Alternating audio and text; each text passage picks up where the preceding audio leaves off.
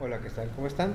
En este video vamos a empezar a ver lo que es el tema 5 teoría de grafos, lo que son los elementos, características y componentes de los grafos.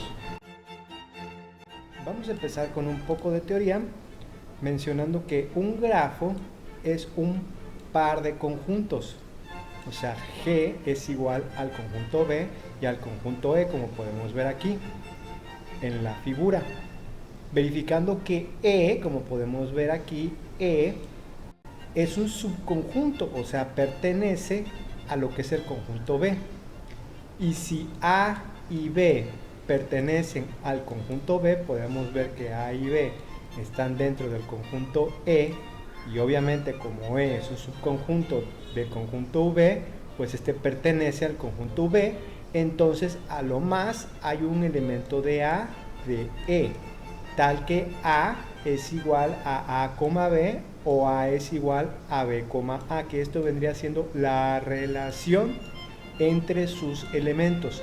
Por esta razón, el elemento A lo representaremos por entre corchetes A, B, para obviar el orden que lleva implícita la notación de pares.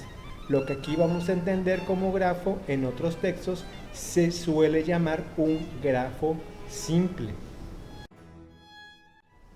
Entonces, como ya hemos podido ver, los elementos de B, o sea del conjunto B, se llaman los vértices o nodos. O sea, el conjunto B van a ser los vértices o los nodos, conceptos que vamos a ver un poquito más adelante del grafo G. El grafo G viene siendo todo lo que es el conjunto de los nodos y los aristas. Y los elementos de E se llaman lados, aristas o arcos, o sea que lo que es el conjunto B, que lo vimos representado en este conjunto, y el subconjunto E, que pertenece a B, esto es lo que forma el grafo G, como podemos ver aquí, ¿sí? Aquí está la representación del conjunto B, que ya vendrían siendo los vértices, ¿sí? Aquí tenemos un vértice, aquí tenemos otro vértice, aquí otro vértice, y los elementos de E, que ya son las relaciones, que aquí tenemos el ejemplo de AB, son las conexiones que existen entre los vértices o los nodos. Para que esta primera aproximación vamos a suponer que el conjunto B tiene una intersección con el conjunto E, el cual es vacío, ¿sí? Y que B y E son finitos. Todo grafo se puede representar mediante un gráfico formado por puntos que representan a los vértices y líneas que representan a los lados. Entonces, a manera de este conjunto que nosotros hemos representado aquí, esta es su representación como si fuera un grafo. El número de vértices de un grafo G es llamado el orden de G, y el número de aristas de G es llamado el tamaño de G. Un grafo de orden 1 es llamado trivial. En el caso primero, los vértices son, aquí tenemos B, A, B, C, D, F. Estos son los vértices, ¿sí? Los nodos. Y las aristas, esas líneas que conectan entre los vértices o los nodos, aquí está AB, AF, FB, AD, CB, CD y FF. ¿Sí? Aquí tenemos la representación a través de este diagrama de Venn, en donde podemos ver claramente que E es un subconjunto, aquí está E, es un subconjunto de B. En B están las representaciones de lo que son los nodos, y dentro del subconjunto E están establecidas las que son las relaciones entre los nodos. ¿De acuerdo? Entonces, viendo este ejemplo, ahora sí vamos a hacer una comparación en donde podemos ir viendo las conexiones que existen entre las aristas, como por ejemplo aquí tenemos pues los 6 vértices o los 6 nodos. Aquí está A, aquí está B, aquí está C, D, F, y por acá tenemos una más que es G, pero esa, si se dan cuenta, no está enlazado con ningún otro nodo, por lo tanto pues está fuera, ¿sí? Y ahora vemos lo que son las aristas, las conexiones, Y vemos, por ejemplo, que aquí tenemos lo que es AB, o sea, A está conectado a B, A está conectado a F, que es esta línea que pasa acá, F está conectado a B, que es esta que pasa hacia abajo, A hacia D, esta larga hacia arriba, CB, está hacia abajo, CD está hacia arriba, y por último tenemos FF, que es la que se llama así mismo. Entonces, esta es la manera de representar los grafos con este simple ejemplo de este diagrama de Venn. Entonces dice que dado un vértice A y una arista B, decimos que A es incidente con B, ¿sí? Aquí la palabra para enlazar sería incidente con B. Si B es igual a AX o B es igual a XA, que en este caso pues no nos interesa el orden porque realmente no estamos todavía trabajando con grafos dirigidos.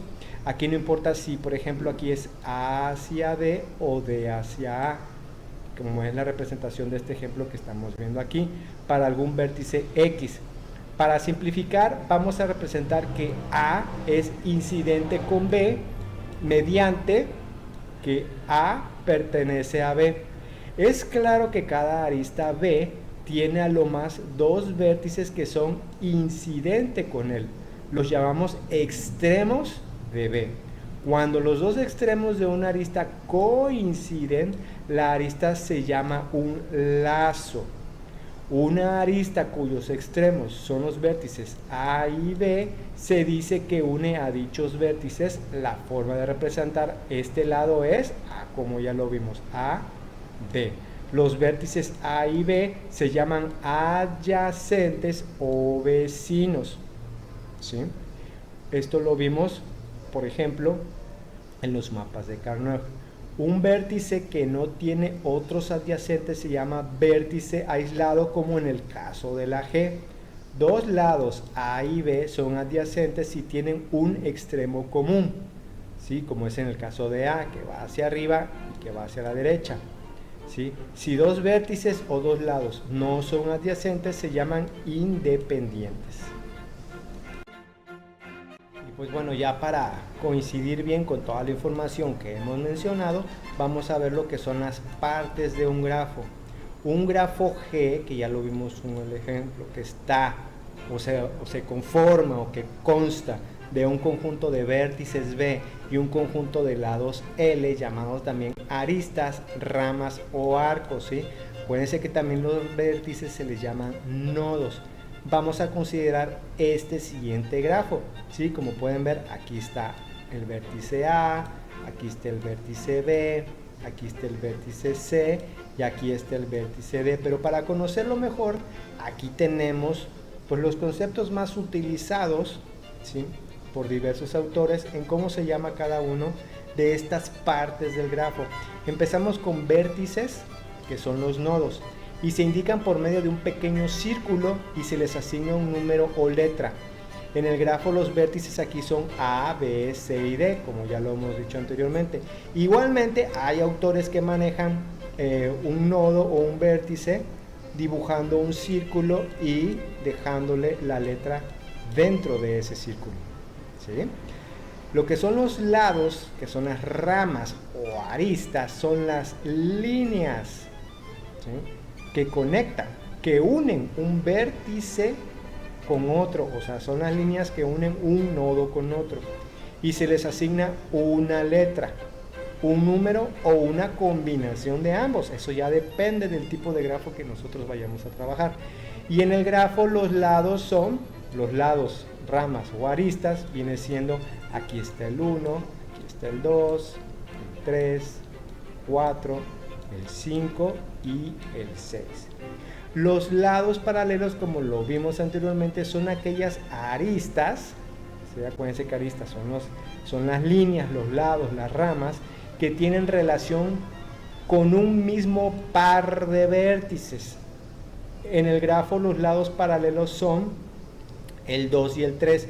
Eso significa que esto es el lado paralelo porque conforma como si de B hacia C y de C hacia B. Entonces esto que estoy aquí sombreando es lo que determina un lado paralelo. Lo que es el lazo es aquella arista, rama o lado o la línea que sale de un vértice y regresa al mismo vértice. O bueno, vamos a llamarlo, esto lo vimos en los ejemplos de conjuntos, lo que es aquí en la D. Vean que aquí el lazo 6, que es el lado 6 o la rama o la arista número 6, ¿sí? Vean que D se llama a sí mismo, entonces eso se le conoce como un lazo. Y la valencia de un vértice es el número de lados que salen o entran a un vértice, o sea, número de lados, ramas o aristas que salen o entran dentro de un vértice, como por ejemplo las valencias del vértice A o del nodo A son 2. ¿Por qué? Porque sale uno hacia arriba y uno hacia abajo. ¿De acuerdo? Uno hacia acá y el otro hacia acá. Tenemos la valencia del nodo B, que son igual a 4, porque aquí hay 1, 2, 3, 4. La valencia del nodo C, que son 2, porque aquí sale 1, hasta el otro. Y la valencia del nodo D o del vértice D son 3. 1, 2. Aquí hay que observar, como en el caso del vértice D, el lazo, cuando sea un lazo, solo se considera una sola vez, entrada o salida, pero no ambos. Por eso es que aquí el lazo solamente se considera una sola vez. Pues estos son los conceptos más amplios que nosotros podemos conocer de lo que son partes de un grafo. Ya más adelante, como lo vimos en conjuntos, vamos a ir viendo la representación y uso que le vamos a ir dando a cada grafo. Pues por mi parte es todo.